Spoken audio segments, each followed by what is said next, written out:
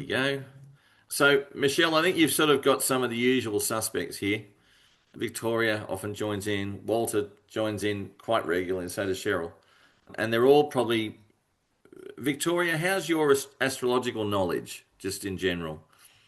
What level of sort of. Because I know that Walter knows his stuff, Cheryl knows her stuff. I would say I'm somewhere in the intermediate range. So, But you understand charts and how to read them and what the planets are and all that sort of stuff. yes, I've only been at it for about 2 years, so I understand basics, and that's why I'm somewhere in the intermediate range.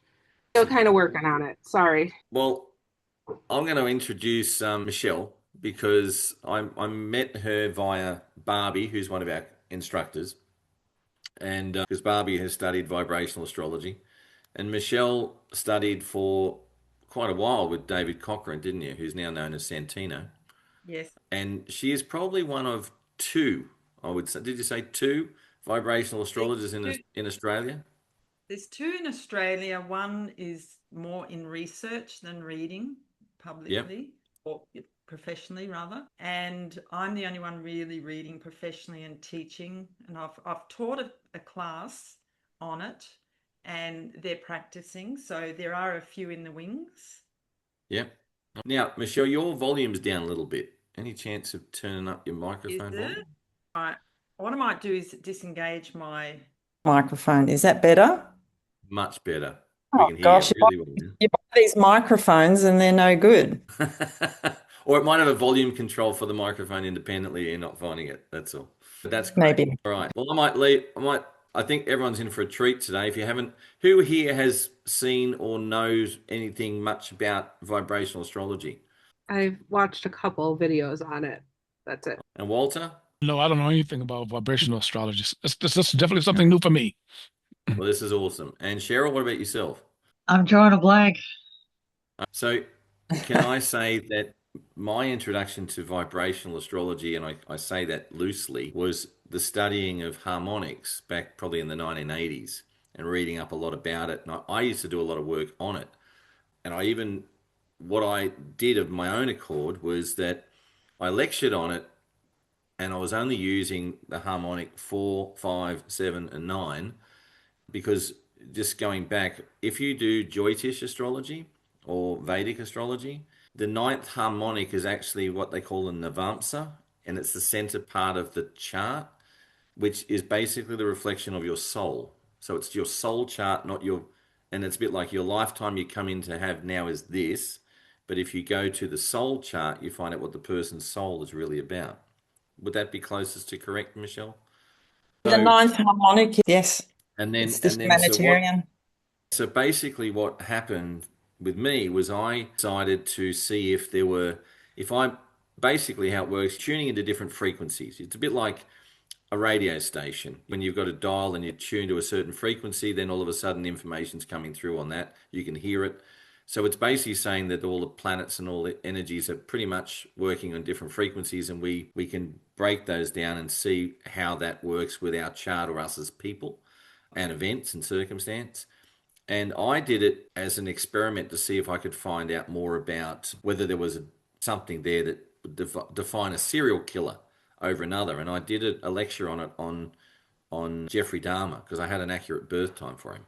And boy, oh boy, what I found was amazing. I did that lecture in 1994 at the Australian FAA conference. So I sort of have let it go, you could say, to some degree, but there's been a lot of research by David Cochrane done for many, many years now, and a team of people that still do it, Michelle being part of that. And so what she's going to do is give you a bit of a run through on how vibrational astrology is used to interpret charts. It's absolutely amazing. It's probably a branch of astrology that if I had more time, I'd be doing more time with it as well because I love this sort of stuff. So anyway, over to you, Michelle. Bit of a history about me.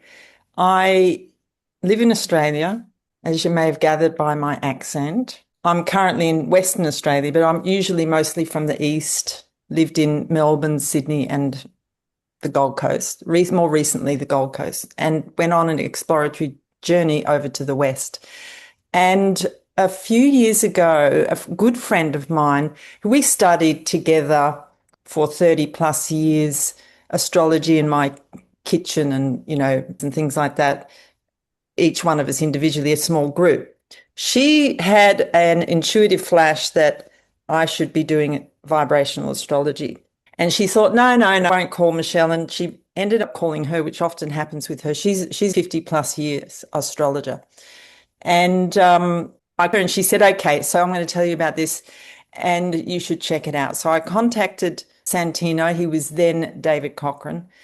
And I talked to him about it straight to the horse's mouth. And he said, you know what, I'm running a class. You might be interested. So I put my hand up. It was a 2-year course. That was back in, that's his last course. So that was 4 years ago. And studied with him. And part of the curriculum was to go to America. I did, but he went through his divorce at the time and the was cancelled. So I didn't get to do that part of it. But I met some of the other astrologers and went over there and immersed myself in vibrational astrology since. Why I like it is because, like all of you potentially, and correct me if I'm wrong, have studied all the traditional routes about astrology. There's a lot to learn about it. And it's kind of repeats the things that we know repeat through the various teachers. And I have Saturn on my midheaven, but I never felt good enough and ready enough till I came across vibrational astrology. And that is because it's given me a lot more specificity to the interpretations, more about energy flow. And what it does is it takes the natal chart and more or less dives into it, and as many different harmonic charts as you like, depending on what shows up as prominent.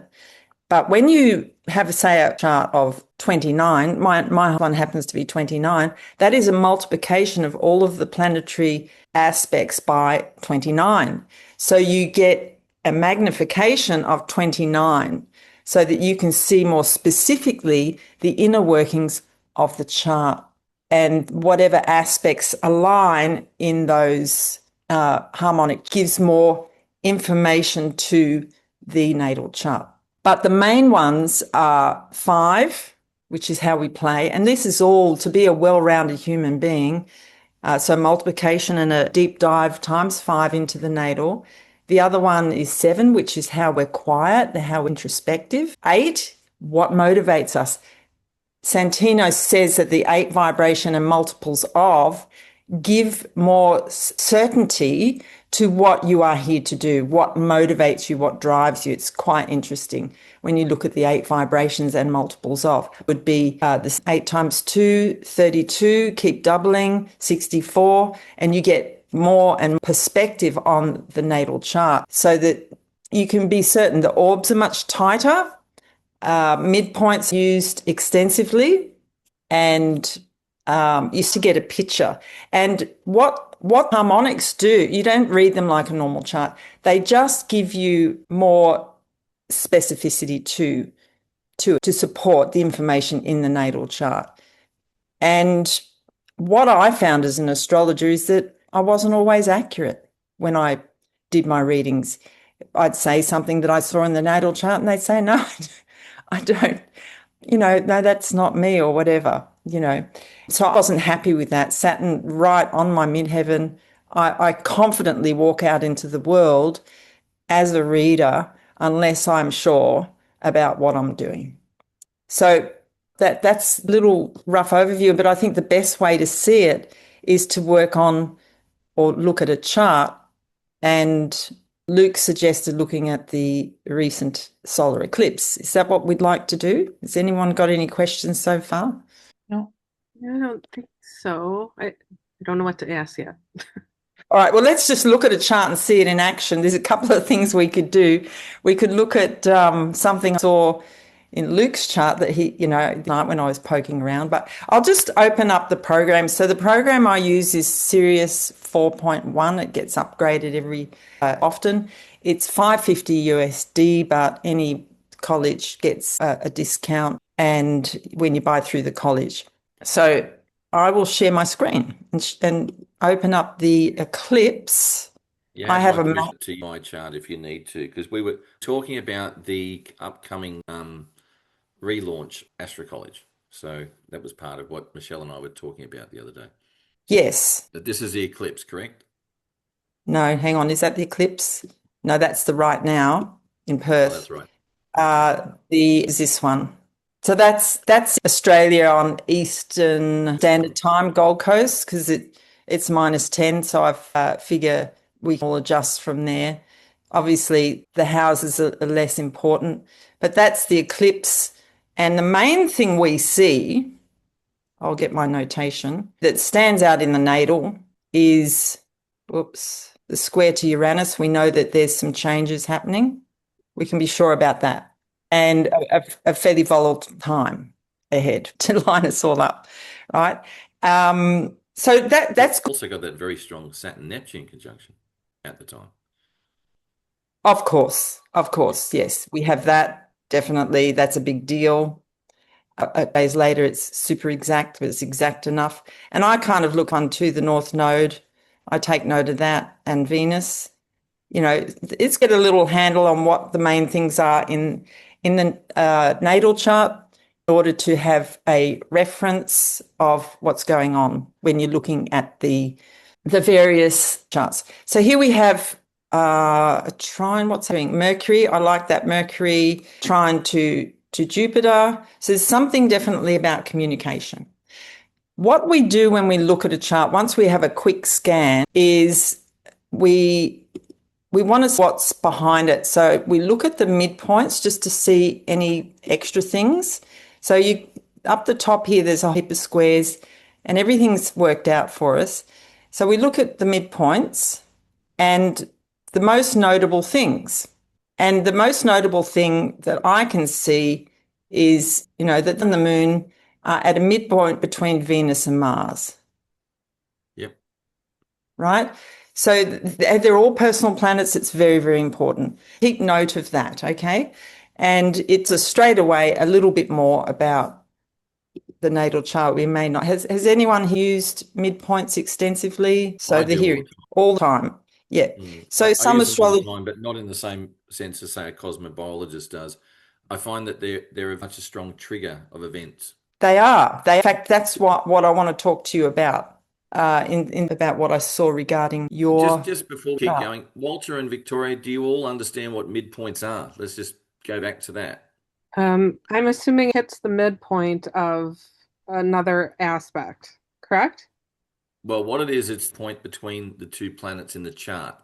Okay. So if Yeah. you're looking at that chart now that Michelle's pointing towards, say you've got Mars at 19 degrees of Aquarius there and the Sun at 28, then the midpoint would be the halfway point by degree between 19 and 28 of Aquarius. It's the thing. I see. So it would be, what's the difference there? You've got 9, so you go 4.5 degrees forward. So you're going to say it's going to be somewhere like 4.5 is going to take us to about 24 degrees, less minutes or something like that. And that's what the midpoint is. And anything that hits that point, if you have a transit hitting the midpoint with Mars and the Sun, it gets activated by that planet. I So see. that's what midpoints are. And the degree dial in cosmobiology, like a German form of astrology. And if anyone hasn't seen the book, but there's this book by Reinhold Eberton called Combination of Stellar Influences. And it's one of the few books that I use when I'm doing even chart readings because it shows me midpoints, but it also gives me raw interpretations. Well, let's go and get it here because I've got this funny little thing. Yeah, gives me interpretations about how the planets work together. But like what Michelle's and what Santino has done, that's all based on raw data. So this is years and years ago. Reinhold Eberton put, I think, thousands of charts together and looked for commonalities between events that occurred when certain planets came together, and then wrote those down in a like of what those planetary energies mean. When I did my lecture on Dharma, I used this to determine the planetary energy combinations and how they work together when I ran them through what I call different vibrations, which Michelle's doing, the different harmonics, and to reveal what was motivating him, what his purposes was, where he got his joy from, which was the ninth harmonic, and when you read the interpretations, you go, oh my God, it actually nailed 100% the fact that this guy was quite a bad, horrible person, his soul. And I haven't done anything further on it, but that's where midpoints, when we talk about the specificity, Specificity. specificity or whatever. I'm doing a little bit of a Bugs Bunny, but that's sort of what, and I'm just going back to because I'm not sure when I say how much know. We all learn astrology, but if you don't know anything about midpoints, just get an understanding of why that's important. And then the next part that Michele, I think, is going to go through is how when you multiply the chart by a number, in other words, if we've got 28 degrees, the best way of putting it is this way. Say I had 0 degrees Aries and I multiply that. If it was 0, 0, 0, multiply it by 100, it's still going to be 0, 0, 0, 0. But 0, 39 and 23, so that's a couple of minutes apart. Even if I multiply it by 10, it's not going to go that far apart. It's still going to be conjunct. But if I don't get to multiplying it by 215, they might be more than 10 degrees apart from each other by then. And that's the sort of honing in on the different specificity it is within the chart. Okay, so I'm just gonna and if it hasn't got this book, it's worth getting. All right, so I get that. It's my key reference books as a professional astrologer. Sorry, Michele, jumped in just Thank to you. make sure everyone. No, great. I love it. So we have a mutual reception, Mercury Sun. So you can pop in and speak anytime. So because it helps, right? And and we're that. So that the sun and moon are pulling in, like it's the energy of Mars and Venus. And one of the things about vibrational astrology is that we distill core meanings of the planets and we have a simpler way to express the language. So the sun is distilled to the clear and present reality. All the other things that we might say about the sun are possible of that core energetic function. And the moon brings the past into the present. And we cut it there. And obviously, through our connection, through our intuition, through our, insights, start to ask questions about how the individual might be using that energy and bring in the various colourful expressions we might have about it. But we will always be correct if we speak of the core energy. So obviously, an eclipse or a new moon is important because it brings everything into a clear and present reality from the past and the present. The spotlight's on for a new start. And we're pulling in Mars. So the core function of Mars, it's a drive to do something. Okay. And that have Venus, and the core function of Venus is our attraction to beauty. It's all about attraction, what we're attracted to, what we like, what we want to bring forward to ourselves. So there's a strong drive, and you can see that Venus is on the North Node, to have more beauty, love, more connection in our lives. And we're going to do something about it because Mars is there. We can confidently. And Mars being the ruler, obviously, of the conjunction of Saturn and Neptune will be very, very important. There's some connections in this eclipse that are building upon the story and how the energy is flowing. We're most interested in how the energy is flowing. Some people are going to be, more going to find the Uranus more uncomfortable, and others are going to. Yeah, of course, if you've got something to hide and you're not in your integrity, you should be fearing Uranus for sure. You should be fearing all the planets, really, Saturn, Neptune, the whole lot of them, Pluto. Let's fear them all because you've got something to hide, and this is going to bring everything out into the open. Uranus is, definitely this. So in a way being a square, because a square in vibrational astrology is motivation. It's not bad. We don't see anything as good or bad. Okay, everything can be dysfunctional through trauma, through, all the other things that we as humans do. But the energies of these planets are neutral and they mean no harm. But when they're expressed through you and they hit these roadblocks or these lies or this, trauma in there, it obviously can go can become uncomfortable for you as life changes, to get you back in tune, like we were about the radio stations, off station, on it, back on, so that your energy field and how it plays for the universe is more beautiful. But this here has more to tell us. So I look at what the midpoints are and I see those, and then I just go to listings to see what harmonics might be involved. And when I looked in harmonic patterns listing and I looked at the midpoints, it tells me what the vibrations might be that are important to notice. And here I spotlighted that the 19th harmonic is important. Oh, hang on, let me just get this. So here you see it twice in a vibration, which is a prime number, and 19 times 2. So what are the midpoints? It's the midpoint of Saturn and Neptune between Uranus and Pluto. Did you know that?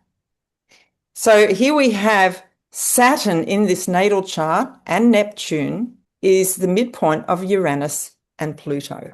So that square has more of a story to it of Uranus, because, so going back to the chart.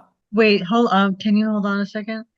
So this function here, it calculates any very close conjunction with a midpoint that is in any chart.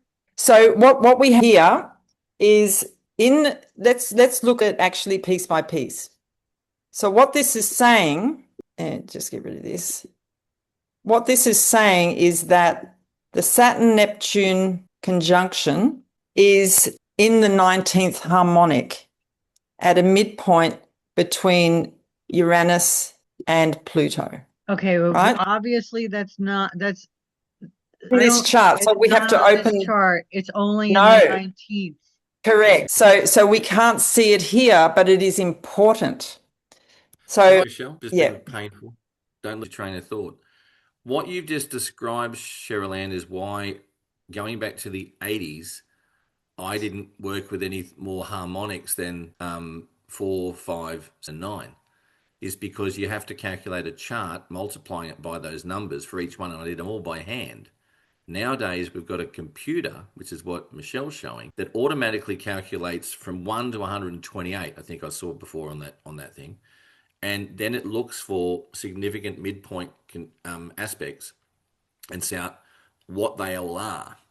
And then what she's doing is going through and looking for, okay, there's a pattern here. We have 2 in the 19th harmonic, and the next one is a 2 times the 19th harmonic. So now we need to look at and read what is it meaning in the 19th harmonic. Is that correct, Michele? That's 100% correct. So it doesn't mean anything yet because we can't see the connection here. So we're going to miss this very important point about this eclipse. So what we do, run it through that software. Unless you run it through this software. Yeah. So this is where we can start to say, I know I'm going on. Okay. So here we go up to this little box with these numbers, and we click on harmonic vibration chart. And here we plug in the 19 and the 38, which is 19 times 2, to get more specifics behind what's happening in the natal. So it's a magnifying glass into it, like putting it on a microscope. So here we see some important conjunctions. So what we have, first, what we need to do is we need to know what the 19th harmonic is about. So we don't this like a normal astrology chart. We read it just the important, strong connections, and we look first for conjunctions. So we can see here that Pluto, so the sun, the moon, I'm just thinking here. So how could it be that it's not a midpoint in that? Must be a midpoint in let me go back. Oh, hang on, it might actually be in the 38. Let me try the 38. It's not in this one, it might be in the 38. Let's try the 38. Just 1 second. So go back to this chart. It's indicating the midpoints. Oh, it is correct. It's actually in the natal chart. but it's pertinent to look at in the 19. So Then the Neptune, 19th, it brings them all in as a conjunction because you broaden it brings your them, correct. That's right. So Neptune is the midpoint of Uranus and Pluto in the natal, if we work it out. Okay, it didn't like it because there's so many planets And you've bunched also around. got the same. Saturn is the midpoint between Uranus and Pluto too, if you look across. Yeah. Went off kilter there. So yes, that is the point, that Saturn and Neptune are in there. They come together as a conjunction in the 19. The purpose of coming together in a conjunction, so here you see it's only because it's not exact at that moment. So it's a 14-minute difference and a 29-minute difference. It's all important, and Venus and Chiron are there too. So there's a happening with our relationships and our direction, I guess, towards the things that bring us fulfillment, love, and beauty into our lives. So we're trying to realign back to that because there's so much trauma happening out there. So this here is what's called an isotrap. There's 4 planets involved. So yes, they are conjunct, because I don't know, for some reason I looked at it, I thought that doesn't look conjunct to me, but it obviously is. So let's have another look. 38, go back to or 2019, you can see Them in conjunction you can, but you can't, if we did the calculations here, we would see that Pluto and Uranus, there's a midpoint. So what's that? That's 24 degrees. The midpoint is Saturn, Neptune, not Sun, Moon. Yeah. Now Sorry. My God. We'll get there. Maths was never my strong point at school. So anyway, for those need to see it, if you go, it looks like it's not halfway, right? Because it will lay the low up. But if you look at 0 degrees Aries and you go ahead to 27 of it's 57, right? If you go forward from 4 degrees Aquarius by 57 degrees, you're going to get to that nearly 1 degree of Aries. So that's what the mean by the mid. It is actually a midpoint. Yeah. Yes, which it thrown off for whatever reason. It just looks like they're at a midpoint position. No, but does everybody see that? So the point is that yes? Yes, I was just saying yes. Yeah. Okay. All right. The point is, where do they come together as a conjunction? So we're told that it's in the 19th. So let's look at it. So here in the 19th, we have a whole lot conjunct, right? And then there is a bit of an aspect with Saturn to the sun and moon that's notable. And whenever you look at really strong lines like that, you just pretend you're at kindergarten and you say, oh my goodness, there's a strong green crayon line. That must be a strong exact aspect. And it is. So the sun and the moon are in exact trine to Saturn. And Saturn pulls in all of these planets because we allow a 16-degree orb. So they're much closer than 16 degrees, and it's a highly significant conjunction. So it gives more specifics. So we read it according to the 19th harmonic. What is the 19th harmonic? The meaning of it. According to research, so Santino and many other astrologers do a lot of research to come up with these meanings, and 19 is one of the fundamental ones we look at, and it's all about pattern recognition. So the way we read this is we feel it. Okay? We get out of our head with vibrational astrology and we feel and sense what this is saying. So here something is being brought absolutely to our awareness, right? We're noticing what has brought us from the past to today.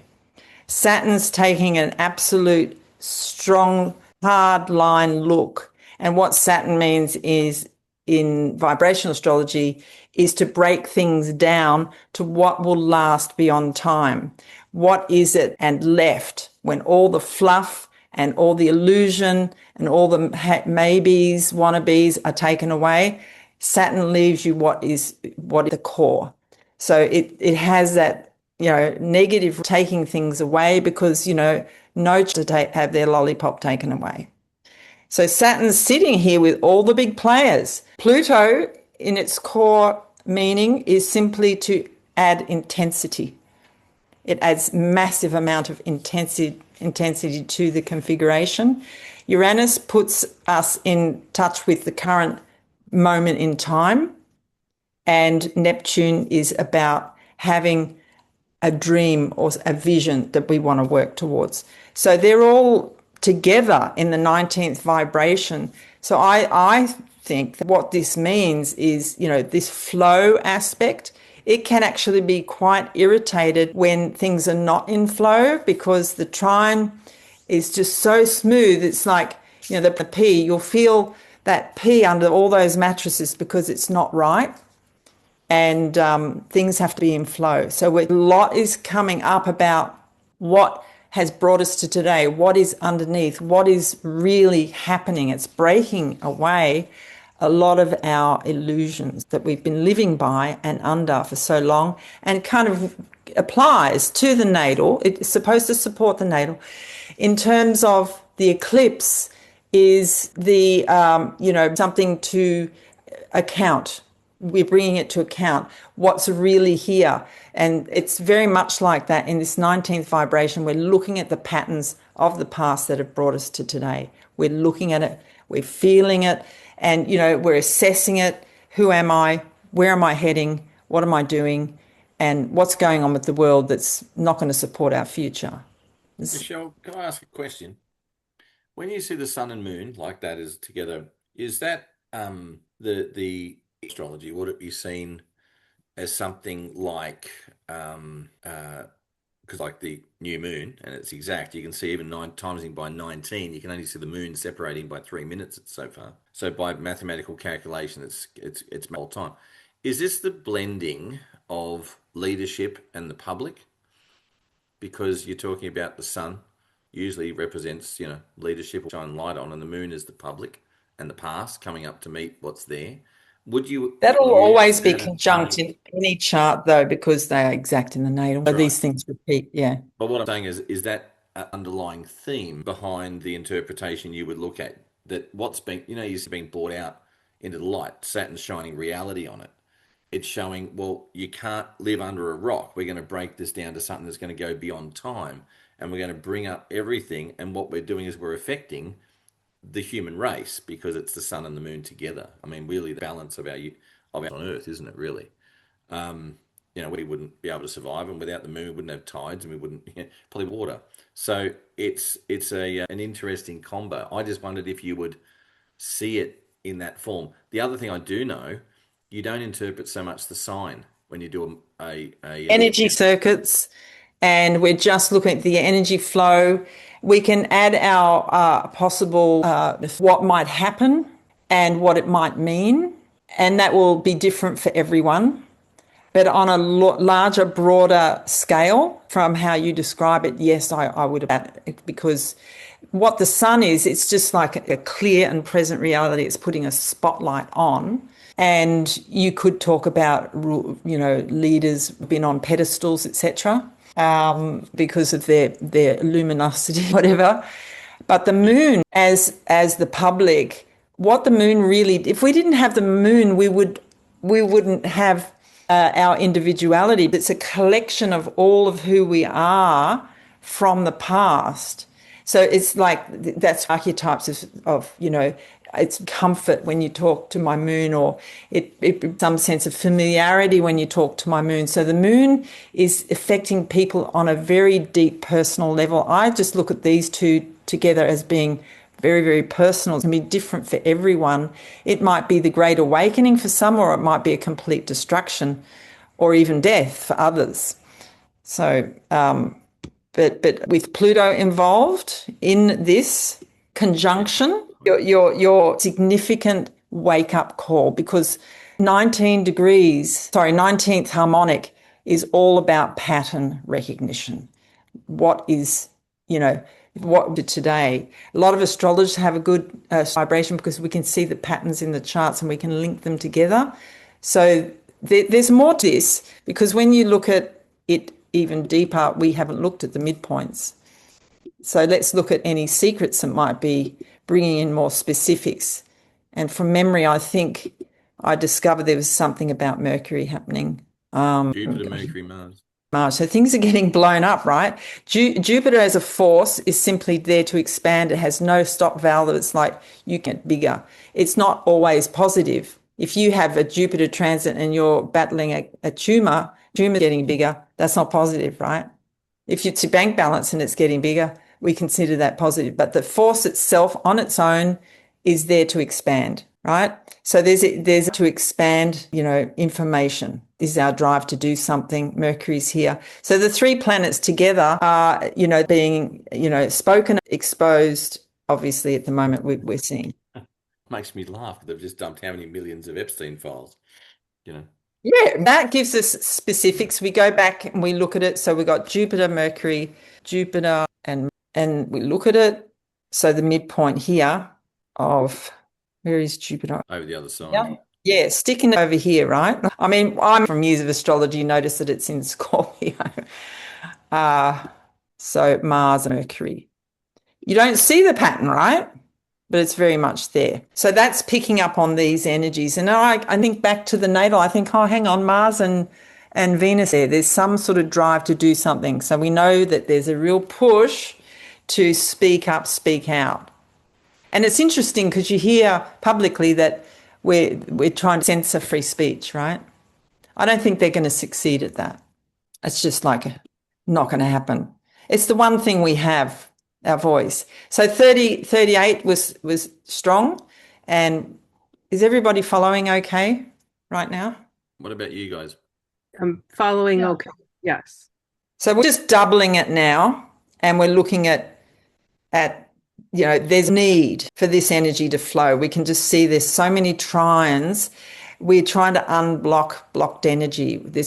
Can be a lot of irritation. Saturn's still here in trine to the sun, moon. Is that what it was in trine to before? Yes. Yes, it was. And and Pluto have got some. Is it Mars? Anyway, there's some the trines happening, but let's just bypass that. But you can feel it. You just want to feel it. Okay, we're really to unblock energy when you see these trines. Here's a lot about Mercury. That's right. Now we have a very tight orb. We have a really tight orb of just 7 minutes. So we've multiplied the natal. We're now at 38, and we've got Mercury sitting right between Uranus and Pluto. What do you think about that? You can look at that. You don't have to look at everything, and it's, but the being brought to the fore, isn't there? Yeah. So if to hold a secret, Ain't gonna now. it's not going to happen. You can be certain about that. You can be certain, so Mercury, say, was it opposite? Yeah, is sitting opposite these two big boys. I mean, and also say like the information is ramping up, but it's going to bring up the dark side. It's sitting at right between these two. So that's a midpoint. Midpoints are everything in vibrational astrology, and tight midpoints pretty much outlining a circuitry where the energy is flowing. So in harmonic, which is a 19 vibration, we're going to the thing is that the be coming out. The patterns that have brought us to today will be exposed. What people really mean will be exposed, which is why I think authenticity will be the golden ticket. If you're authentic and you can speak and stand behind your words 100%, then you have nothing to hide. You're really going to shine. But if you are, holding things back because you don't want people to find out, you think they're not going to find out? If you're living under, then you've been presenting that as, and already quicker than, and going to be ongoing. So AI, I think, ramp up because, that's having access to information as well. So then what I would do, so here we've seen the 19th vibration, it's given us more specificity about what's really going on. It's the information age. It's going to be all the good, the bad and uglies coming out. So then the motivation, because I think the motivation is really important to look at, and that is the 8th vibration. So we go back up here to harmonic charts. We do the multiples of 8 because what Santino says is it's almost important as the natal. So we look at the 8, the 16, the 32, and the 64. We can keep going. We can go up to 512 if you want, but, that's a start. So here's the 8th vibration. Saturn and Neptune are together, squaring Pluto and trining Jupiter. And Venus is opposing. So let's look at the midpoints. We don't want to get too stuck reading charts. This is the one that I was looking at. It's a lot to do with Mercury. So Mercury is sitting right between the Moon and Mars. So this is an absolute push to So interpreting things, right? Yeah, I was saying interpreting this, Michelle, because we're talking about the eclipse. You would say that this is going to a Mercury to me, and also worldwide event-wise, I'd go, this is going to be something that pushes stuff out to the public, as in Sun, Moon, about the leaders. Yeah. It's going to cause some division, Mars, and it's coming out through the media, Mercury. It's if you look at Mercury and Jupiter and the Venus, maybe it's justice towards women. Yeah, Venus is there, right? Because Venus was on the North Node, so we know that's important in the natal. So Venus, the feminine to come in, right? Yeah. And I'm just interpretation in. Is that sort of thing you may say, or how would you use yeah, this? well, what I would, if we simplify it to the language, because till things happen, there are possibilities, but I would definitely agree. Yes, there is a drive, Mars, to do something about what's being brought up, to speak about it. So to quell speech and to censor speech about you're allowed to say this, you're allowed to say that, which is it's very much happening in Australia at the moment. I'm not sure about America, but they're trying to censor speech. Do you think they're going to be able to? It's the thing we have. And you could somewhere and it seems to come out somewhere else. And here, So here you have Venus. So Venus is our attraction to beauty. We want something more beautiful. We're becoming more conscious of our words. And this is such a beautiful combination. We can inspire, right? And touch people's sense of truth because it's resonating as a beautiful thing. And then the people who want to do hate speech, it's like Victoria's got a question. Yeah. Oh, sorry, I didn't mean to interrupt. Just to so it used to could go up to 512. Like, do numbers have their own like definition as what they mean if you were to land on all these numbers? Like, can you do multiples of every number? So you can do multiples of 2, 3, 4, 5, 6, 7. And do they all have their own definition when you and like would you start? How would you even know what to start with, I guess? Well, you just want to get, multiplications of the 8 just give you specificity to, do you like that? To the natal. I got it right. To the natal. What's behind the natal? So it's a separate chart. It's just giving you specificity. What is this eclipse about? That's our question, right? What does this really mean? What's going on behind the scenes? What's the drive that's and in vibration, what's motivating these we see? So we see that we're being motivated to speak, right? The truth. So when you're starting with a chart and you're so to look at something specific, so you know which harmonic to start with to look. That's what I'm asking. Like, do you look at 3, 4, 5, 6, 7, or do you?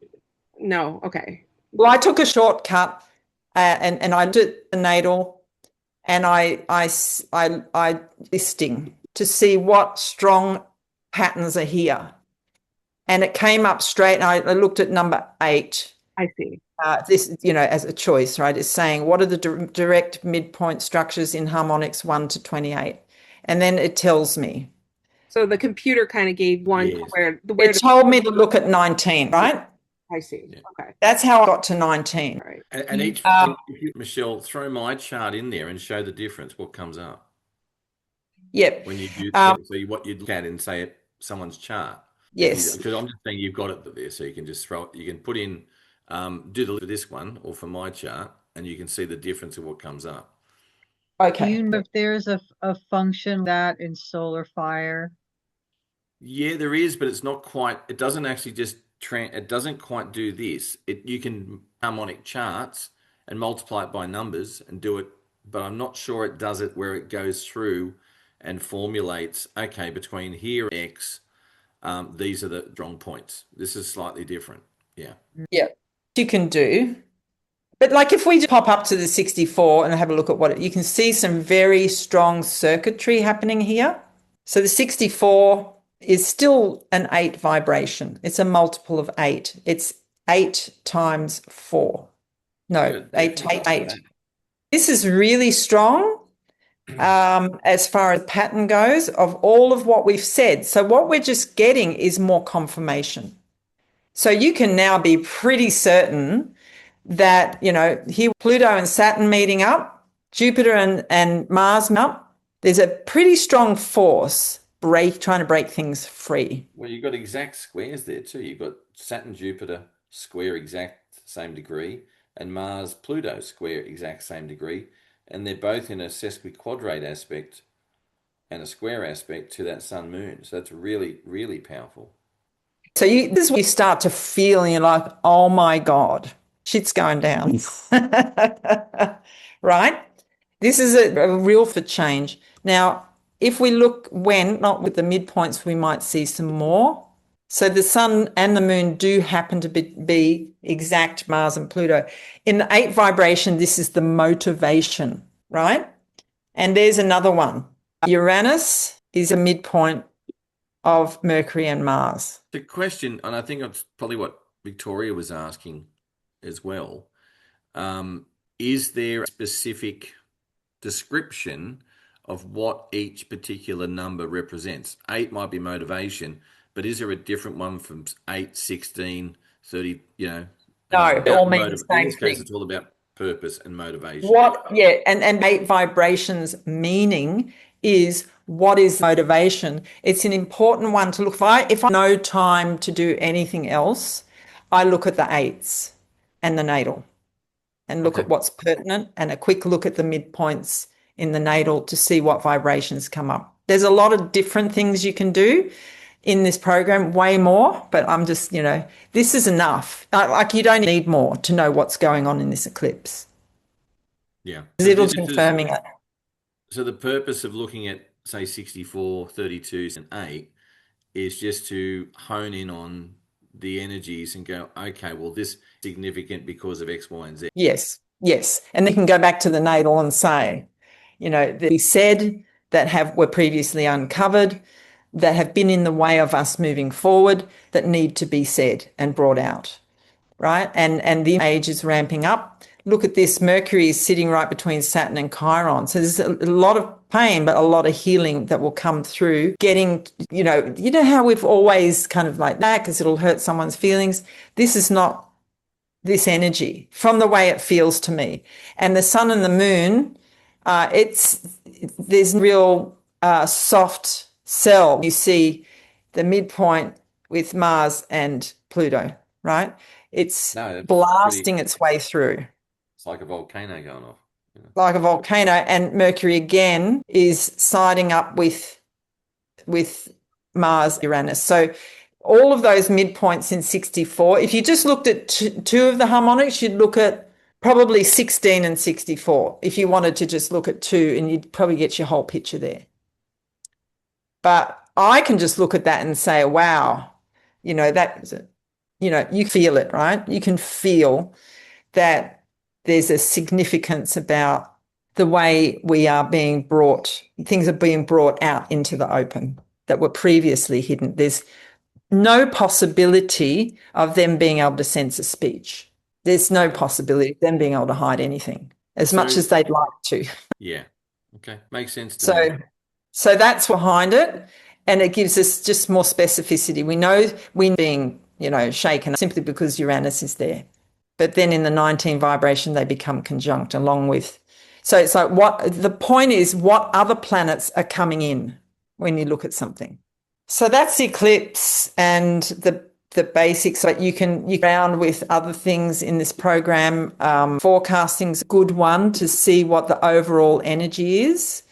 And you go down to vibrational astro forecast listing and you look at mundane because an overall for everyone, and you look at what midpoint patterns might be running, for next, say, 6 months, see what else is there. So it's going to do a calculation by day for 6 months, and we can just start to, there's nothing there. Oh, hang on, here we go. In July, the 6 vibrations coming to the fore, involving Uranus, Neptune, and Pluto in a pattern in July.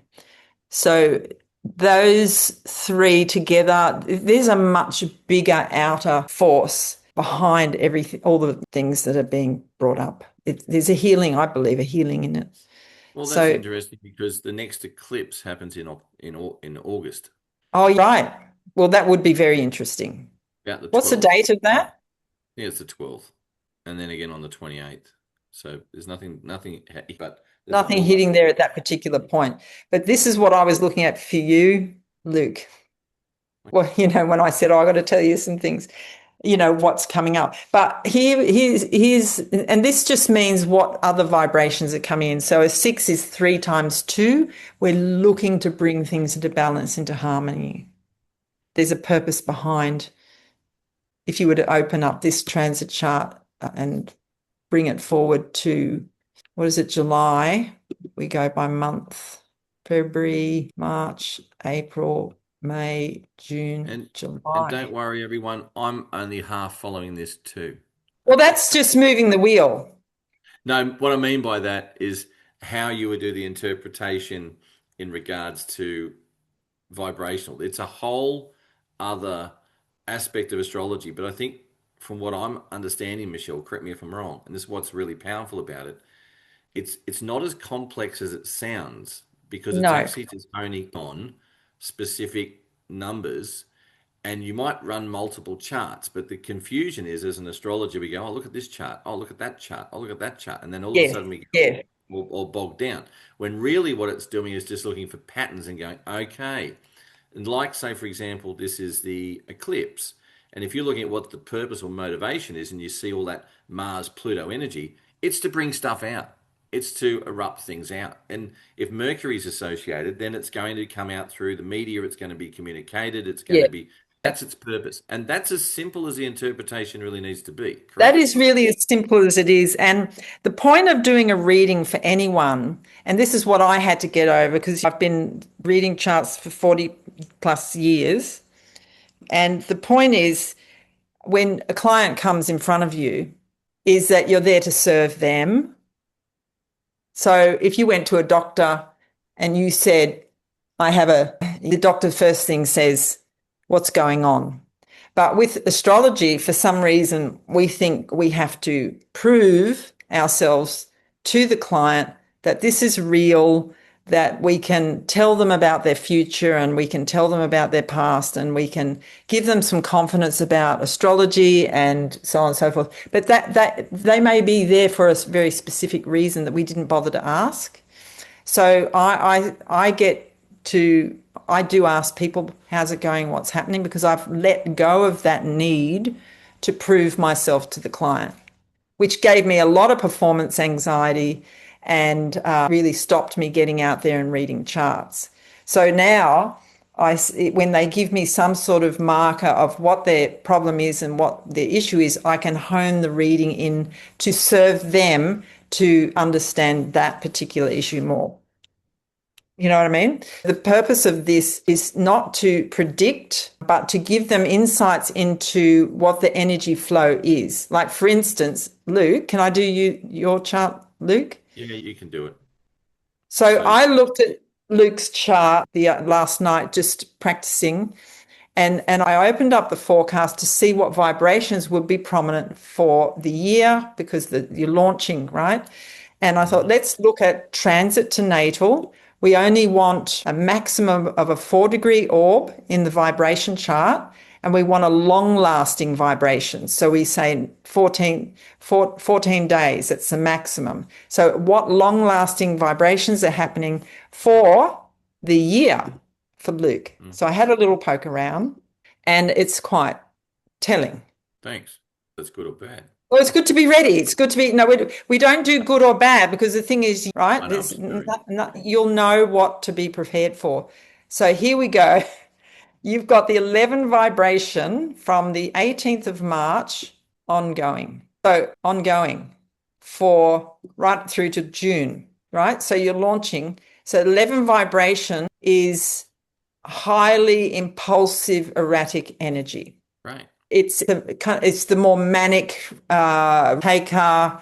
It's busy. It's spontaneous. It's just to a Uranian energy. And the planets involved, it's transiting Pluto to your Sun and Uranus midpoint in the 11th vibration chart.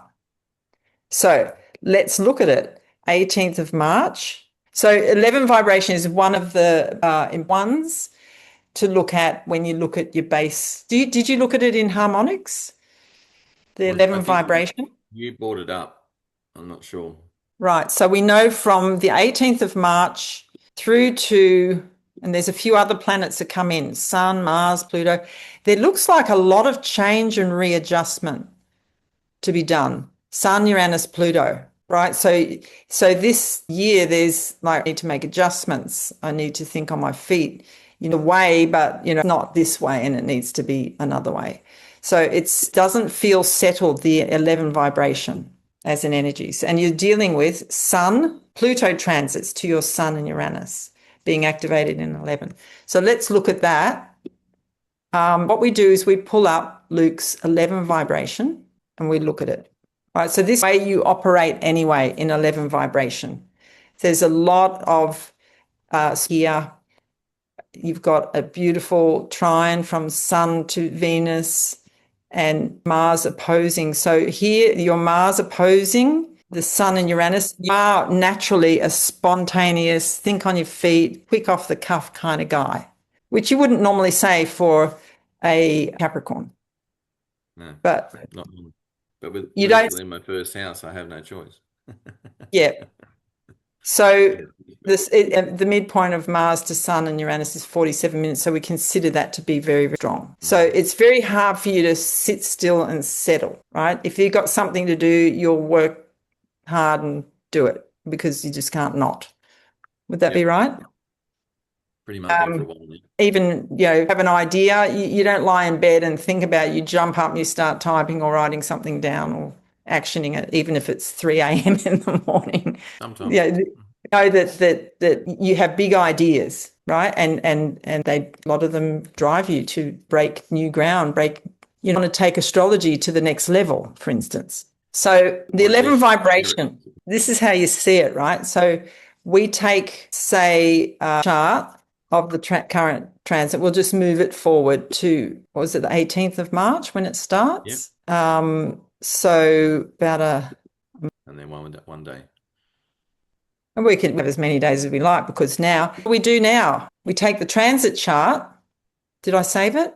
No, 20th of March, that'll do. 20th of March.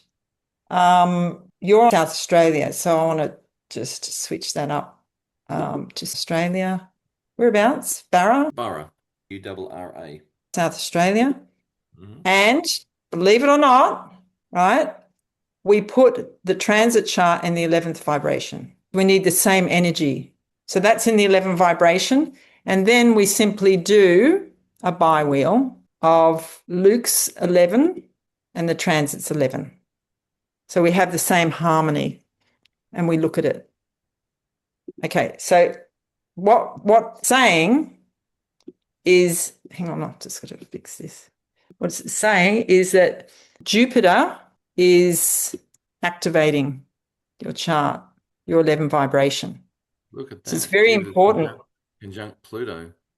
So Jupiter's conjunct Pluto. So what would we say? Jupiter, do you remember? Jupiter was at the midpoint of Mercury and Pluto, I think, wasn't it? Oh, Mercury and Mars. Yeah, so Mercury and Mars. So there's Mars. Hang on, I remember. What did we say? Maybe it was Mars at the midpoint between Mercury and Jupiter, looking at that. So Mercury's over there with Pluto. All right, let's start again. I've got to write these things down. Okay, so did you say Mars? Transiting? No, I've got to go back. Okay.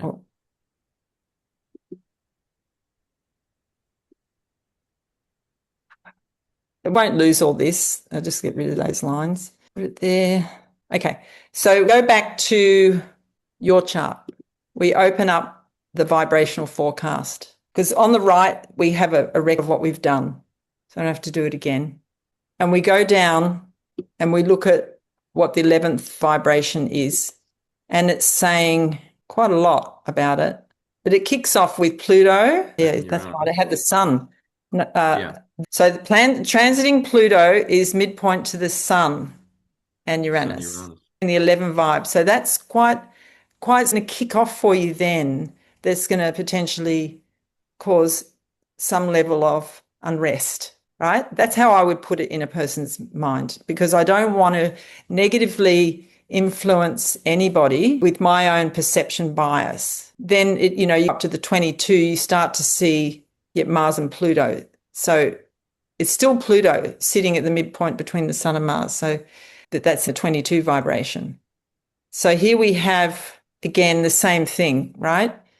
Down the bottom, just double check that it's the same thing in all the 11s, which is transiting Pluto to Sun and Uranus. So now we go back to the transit. Was it the transit? This one? And we look at the astro forecast. Which one were we looking at? Was it that one? The chart? No? Do it again. So that's the transit of the 11. That's right. Transit chart of the 11. Here's the bi-wheel. So now we can see the transit chart of the 11 and the bi-wheel that we had up before. There it is. So what it is that Pluto, transiting Pluto, here we go. It's the sun of the 11th. It's midpoint between these two. Yeah.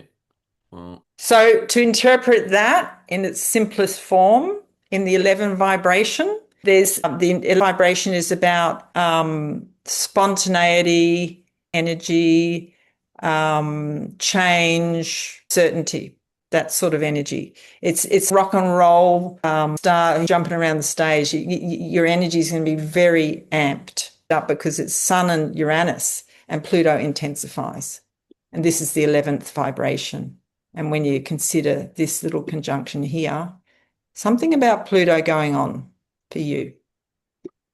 So the 11th vibration in your own chart, you are already very much a person who takes action quickly, spontaneously. There's something coming up for you this year that you're going to be really wired to create, something very... We're about to launch the whole new Astro as such. Yeah, so you could be really busy. That launches on the 23rd of April, and as of the 23rd of February, which is only a couple of days away, I'm going to be putting a counter on the website going, we've got stuff coming. Now, we've got things, we're going to be doing lots of free for people to come along, a bit like an open house. What do we do? How do we do it? Michele, that's what I haven't even spoken to you, but that's part of what I want you to something as well along those lines. So all of the instructors coming together, but one of the things I'm definitely going to be doing is everyone aware that on the equinox on the 21st of March, that it's actually International Astrology Day. Did anyone know that? Oh, yeah. Yeah. I didn't either. Yeah. Funny. Been in astrology for years, but that's International Astrology Day. So Enid Newberg and I sat down the other day and put some planning together, and I think what we'll do is, and so that had to be 20, I think it's the 20th and 21st. So literally when the equinox happens, that's into Aries. So I think it'll be a Friday night and a Saturday morning for us. And we want some things like have a open house celebrating the Astrology Day. But I also want to put a panel discussion on about AI and astrology, which will be right. Because basically one of the main things that and this is probably what you're picking up on, that's why I'm going to say it here in that chart, Michele, is AI is a tool. It can be an inverted. You can see it all happening with the eclipses. You can see it all happening with a lot of stuff. It's not dangerous, I think, if it's used wrongly. But it's danger as such. It just needs to be understood. So in a nutshell, part of what I want to do with the college is also incorporate the need and the understanding of how to utilize AI in astrology and as an astrologer. And one of the main things that kicks up for me, and I've done this a lot, is that in the next 3 to 4 years, it's going to get better and better. It's not worse. It's going to get better and better. What one of the things that I used to, only 6 months ago, I'd be going, what's the point of AI? I can't even calculate a chart. And then about a week and a half ago, I asked ChatGPT to calculate a chart, and it calculated two correctly. So it's getting better. But could it put asteroids in it? Could it do this? No, it can't. It's still getting there. But give it 3 years down the track, it's going to have a lot of impact. But what problem is, what's highlighted to me really clearly is this is why we need to teach people astrology properly. You need to get an education. Because when it throws back an interpretation of anything, it throws back its interpretation of a specific thing, even in the light of somebody else's interpretations. But what you need to do as an astrologer is know where it's wrong. If Yeah. you know where it's wrong, you're going to tell people garbage, and it's a major problem. So this is to actually emphasizing the need for proper education, to actually learn the basics, take your time, understand it, so that when I'll give you an example. I was sitting with Lydia's the other day, and I can, this is my work. I can recite some parts of the chart straight away. I'm going to paint the picture. Here's a guy who's in his mid-40s who he's Gemini. So Gemini rising, Gemini sun, Mercury in Gemini, and both his sun and Mercury are in the 12th house. He also has 4 planets in Virgo, including the moon and Saturn. And they're in a very tight square to Neptune in Sagittarius, sitting directly opposite the ascendant. So I look at those, and I'm talking tight square, 1 degree. It's like right on degree. That's the moon and the Neptune, or it might be the Saturn and the Neptune. So here he is going, am I end up in a relationship? Okay. My point, I go, and he's very Virgo, very mercurial, so he always asks questions. Okay, so how does that work? As a client, he would be constantly stopping and starting to re-explain, which is great, but he may not absorb everything because that Neptune opposing the ascendant, but very, very smart guy. So I turned around and I say to ChatGPT, we're sitting in a meeting at the time, so it was asking me questions. I'm trying to concentrate on 2 things. So I said to ChatGPT, you've just a chart for this particular person. We have a situation where they have something directly opposing the ascendant. This person, it's really important because this person is highly mercurial. That Neptune is in a square to the sun, to the moon and Saturn, which are in Virgo. And it's ruled by Mercury, which is in the 12th house, and it rules the chart completely. What I need, this person is in their 40s. I want an interpretation as to what their prospects are for relationships coming up, what obstacles they need to overcome, based on the interpretation that these are planetary energies to do with Mercury. Da-di-da-di-da. Your interpretation. There's your tool. So it goes back and grabs all this information and brings it all and says, this is really good. But what does it do? It gives an exact description of what it thinks or what it's grabbing from everywhere. I could even say, give it to me in the form of how Stephen Arroyo would normally interpret it. Chink. It runs off and goes and grabs what it can on the internet. This will get better over time. It's not great now, but it will get better. And it spits out all this information. And I went like this. Here, read this. What my role is to let someone have a read through it and go, okay, and then you go, no, hang on a second. What it's missing is this. This is not right. That interpretation is a bit off. This part here is, yes, it's correct. However, let's work with this. Then I can hone in on certain things that it throws back as a tool to help me grab everything it could about what I've just described and dish it up on a plate for me to go, which part do you want to eat first? And that, as an astrologer, in one way, if you were like, it's searching about engineering and you know nothing about engineering, you're going to get the answers from AI, but you're not going to know how to apply or really even understand what it says. And this is the same principle. So what I'm getting at, though, is I think, and this is part of what you were talking about. So I want to do a panel discussion with some very experienced astrologers, and that's why I said I'm inviting you, Michele, if you want to sit on that. And we have different perspectives and just bring everybody in and say, look, and my goal, and this, when you said I'm going to be very busy, is I want to incorporate, because I don't care who you are. Universities now are full of students that are running around using Google or AI to do their homework. End of story. And they're going to get it wrong. Yeah. Some are going to be great, but some of it's going to be very wrong.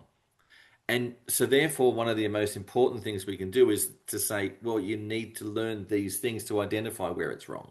It's like an engineer. It's like a lawyer. I asked a question to AI the other day, and it gave me these different solutions and avenues I can go down. So I went, okay, I'll ring this particular organization.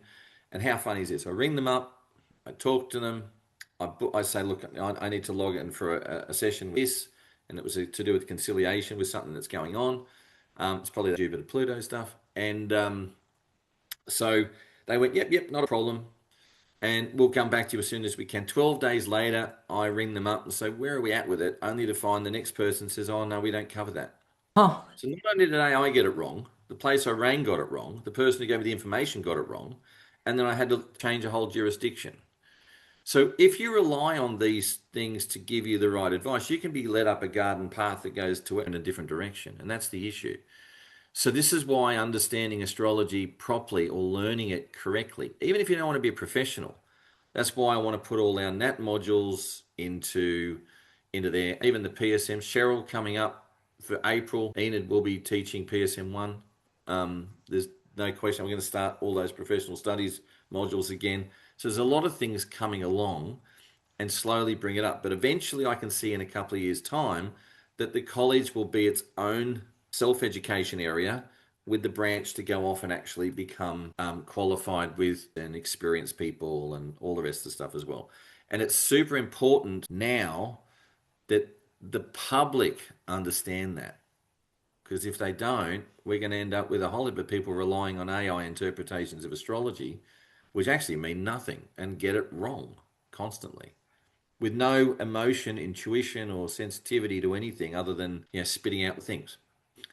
I had a friend send me a whole AI discussion about her chart, and it ascendant wrong. She has a 28-degree Aries ascendant, and it said that she had a early degree Aries ascendant. It said, and her sun is early degrees Pisces, and it said, Saturn and Neptune, you have a very square to your ascendant, like 0 degrees and 0 Aries are Aries not square. square. They're 30 degrees, right? So that was wrong. And I just wrote to her about all the things that AI missed regarding her Mercury. It's in the middle of her 12th house, the 0 degrees points, nowhere near the ascendant. It's missing the fact that you have a Saturn square this year. It's missing the fact that Saturn is on your south node. So that 0 degrees Aries point is square entire nodal axis, what that means, that you're reassessing the direction you want to go.